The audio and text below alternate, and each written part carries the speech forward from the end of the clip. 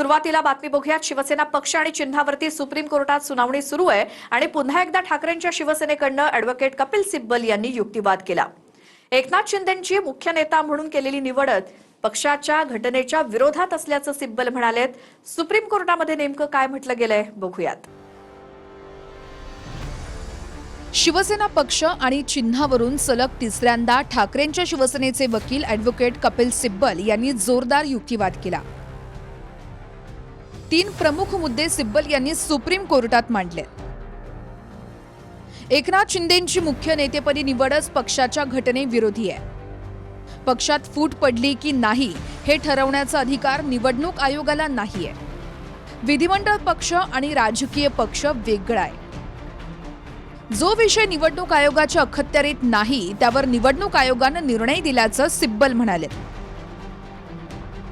पक्षातील फुटीचा मुद्दा सोडवण्याचा अधिकार निवडणूक आयोगाला नाहीये। पक्षाची घटना संवैधानिक आहे की असंवैधानिक हे निवडणूक आयोग ठरवू शकत नाही। पक्षाच्या 1999च्या घटनेमध्ये मुख्य नेता असा उल्लेखच नाहीये। पक्षाच्या घटनेत मुख्य नेता नव्हे तर पक्षप्रमुख पदाचा उल्लेख आहे। शिंदे स्वतःला मुख्य नेता कोणत्या आधारावर बोलतात? 2018चा पक्षातला घटना बदल संवैधानिक नाही म्हणता मग शिंदेंची निवड संवैधानिक कशी? पक्षात यायचं, लाभ घ्यायचा आणि त्यानंतर पक्षच लोकशाही विरोधी आहे असं म्हणायचं हे कसं चालेल असं सिब्बल म्हणाले। 2018 साली जे गाईडलाईन्स निवडणूक आयोगाने दिलेल्या आहेत त्याच्यातल्या कोणत्याही गाईडलाईनचं उल्लंघन आमच्याकडून झालेलं नाही। किंबहुना जे उल्लंघन झालेलं आहे ते लेजिस्लेटिव्ह पार्टीतून जे लोक आम्हाला सोडून गेले त्यांच्याकडून उल्लंघन झालेलं आहे आणि ते आज कोर्टासमोर मांडलेलं आहे। आणि मी तुम्हाला खात्रीनं सांगतो, एक ऐतिहासिक निर्णयाकडे आपण चाललेलो आहोत। पक्षफुटी संदर्भात, पक्षांतरबंदी कायद्यासंदर्भात जी एक बजबजपुरी या देशामध्ये माजलेली आहे राजकारणामध्ये गेल्या 10-12 वर्षापासून, त्या दृष्टीनं हे घटनापीठ एका ऐतिहासिक निर्णयाच्या दिशेनं जात आहे अशी आशेची किरणं आज तरी आम्हाला दिसत आहे। आता विधिमंडळातील पक्ष तर पूर्ण सोबत आलेलाच आहे एकनाथ शिंदे साहेबांच्या समवेत, आणि पूर्ण पक्षसुद्धा आलेला आहे। त्यानंतर झालेल्या लोकसभा, विधानसभा, नगरपालिका, जिल्हा परिषद या सर्व निवडणुकीमध्ये ते प्रूव्ह केलेलं आहे की कार्यकर्ते, पदाधिकारी, पूर्ण पक्ष, आणि आम्ही पक्षातनं बाजूला जाण्याचा विषयच येत नाही आहे। आमचाच मूळ पक्ष आहे, मूळ विचारांशी बांधील असा आमचा पक्ष आहे। मुळात पक्षाच्या विचारापासून दूर हे युबीटी गेलेलं आहे आणि त्याचे परिणाम त्यांना मिळालेले आहेत, दिसलेले आहेत। आम्ही पक्षातून दूर गेलेलो नाहीये, उद्धव ठाकरे दूर गेलेत, त्यामुळे आम्हीच शिवसेना असं शिंदेंच्या शिवसेनेचे खासदार नरेश म्हस्के म्हणतायत। पण प्रत्यक्ष सुनावणीमध्ये ॲडव्होकेट कपिल सिब्बल यांनी फूट विधिमंडळ पक्षात पडली, राजकीय पक्षात नाही असा युक्तिवाद केला। जी फूट पडली ती विधिमंडळ पक्षात पडली, राजकीय पक्षात फूट पडली नाही। विधिमंडळ पक्ष आणि राजकीय पक्ष वेगळा आहे।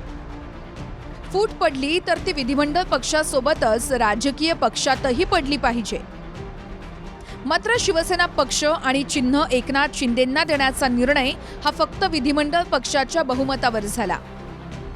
शिवसेनेत फूट पडली असा निवडणूक आयोगाचा निष्कर्ष आहे।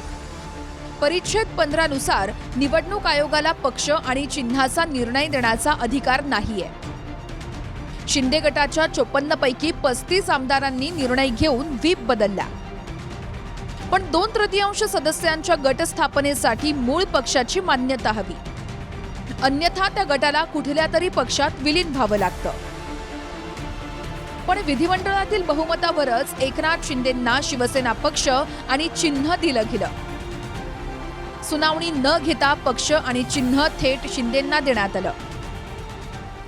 पावला पावलावरती संविधान आणि घटनेचं भंग झालेलं आहे। त्याच्यामुळे आज माननीय कपिल सिब्बल यांनी संपूर्ण बाजू आमची संविधानाच्या दृष्टीनं, ज्याला आपण निवडणूक आयोगाच्या निकालाची पिसं काढणं म्हणतात, तशी पिसं काढलेली आहेत। निवडणूक आयोगाची प्रत्येक स्टेप ही कशी चुकली आहे आणि पक्षपाती आहे, संविधानाची कशी बूज राखली गेली नाही, या संदर्भातलं जे विवेचन आज जे कपिल सिब्बल यांनी केलं ते ऐतिहासिक आहे. अहो, आमचा जो युक्तिवाद असेल त्यामध्ये आमची बाजू आम्ही मांडणार ना, म्हणून आम्ही वकिलांची नेमणूक केलेली आहे ना. आणि कशा पद्धतीने मांडणार हे कोर्टासमोर येईल ना. थोडा वेळ थांबा, वाट बघा ना. केवळ कपिल सिब्बल बोलतात. मी मागच्या वेळी सुद्धा बोललो, कपिल सिब्बल म्हणजे ब्रह्मवाक्य नाहीये, ते त्यांचीच बाजू मांडणार. भले उशिरा वेळ घेत मांडतील, परंतु त्यांचीच बाजू ते मांडणार. आमचा जेव्हा युक्तिवाद होईल त्यावेळी आमची बाजू तुम्हाला समजेल. अद्याप उद्धव ठाकरेंच्या शिवसेनेचे वकील ॲडव्होकेट कपिल सिब्बल यांचा युक्तिवाद संपलेला नाहीये.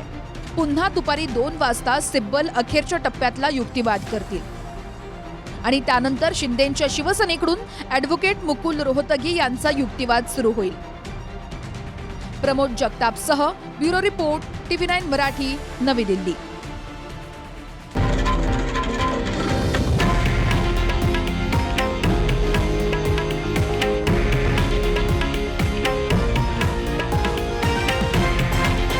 हे आहे देशातील नंबर 1 न्यूज नेटवर्क आणि आपण पाहत आहात TV9 मराठी, एकमेव.